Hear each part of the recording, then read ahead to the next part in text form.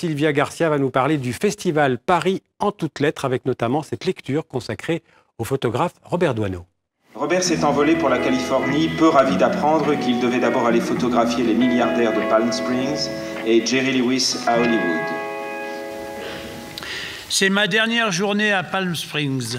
J'ai un peu hâte de te revoir car je suis sonné, tu comprends. Ou plutôt, tu ne peux imaginer les maisons. Piscine dans le salon pour 2 vieillards, jardin de plastique, fouille trio dans les cabinets, bouteilles sortant, giclant plus exactement sur le bar, et du violet, du vert, du mauve, je ne sais plus, des tapis où je me tords les chevilles, assez de luxe pour le gars de Montrouge. C'est moi l'exotique, je m'en rends bien compte. Bonsoir Sylvia. Bonsoir Xavier. Alors on a vu de la littérature du texte accompagnée par de la musique et par de l'image. Oui, c'est un hommage à Doisneau, grand photographe aux affinités littéraires, un aspect que l'on connaît moins. Ses complices s'appelaient Blaise Cendrars, Jacques Prévert. Sans jamais se présenter comme un écrivain, Robert Doisneau écrivait lui aussi des carnets de route notamment.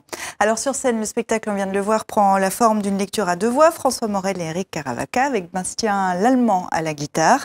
Des photos de Doisneau, parfois inédites, souligne le texte. C'est à voir demain lundi et c'est à voir dans le cadre de la 5e édition du festival littéraire Paris en toutes lettres.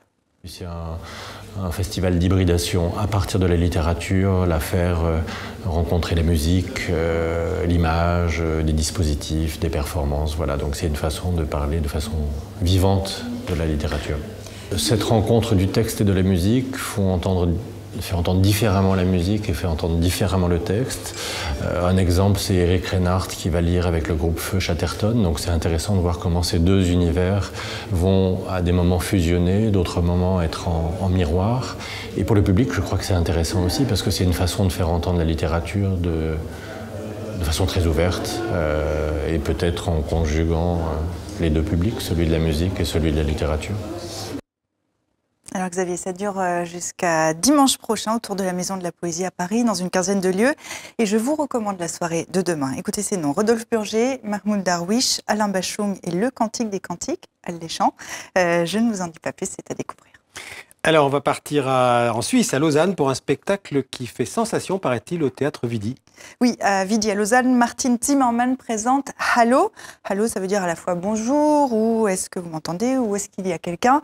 L'artiste zurichois, décorateur, puis formé au cirque, propose un autoportrait en forme de quête d'identité, poésie et absurde. Spectacle solo, mais pas seul, son partenaire sur scène, un décor en mouvement qui extériorise son être intérieur. Regardez.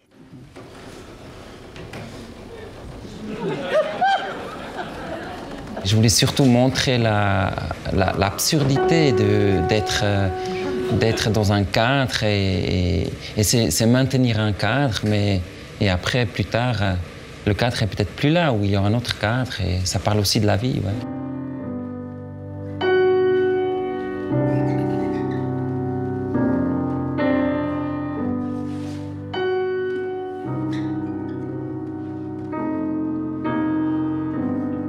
J'aime beaucoup les objets et j'aime aussi beaucoup les textures des différents objets. C'est peut-être un peu parce que je travaille pas avec la parole. Et puis, mais j'aime bien détourner les objets, les découvrir et les faire vivre. Ouais.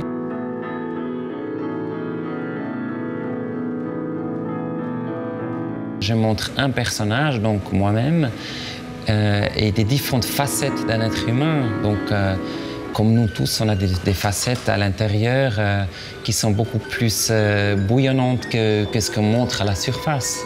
Donc c'est vrai qu'on est aussi très sombre à l'intérieur, même si tous les jours on dit « Allô, bonjour, tout va bien ». Je suis un travailleur, j'aime travailler, j'aime découvrir.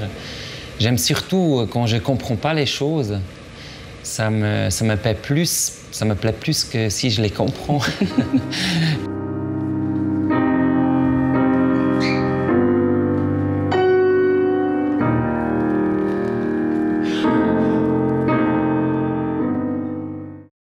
Voilà, Hallo par Martin Zimmermann au théâtre de Vidi à Lausanne.